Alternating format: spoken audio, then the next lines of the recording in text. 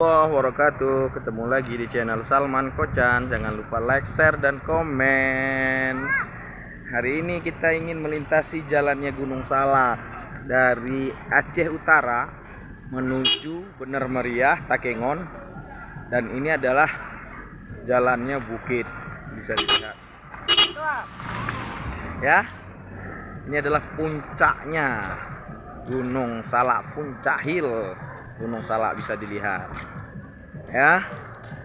Ini pada rame karena memang ada tes nakes ujian kesehatan P3K untuk region Aceh yang berada di Lok Semawi. Nah, jalan ini adalah salah satu jalan motong alternatif yang ada di lintas tengah dan utara di Provinsi Aceh.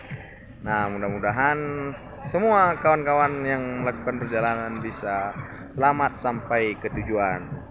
Ya, sampai ketemu di view pemandangan berikutnya akan kita coba buat lagi. Assalamualaikum warahmatullahi wabarakatuh. Sampai ketemu.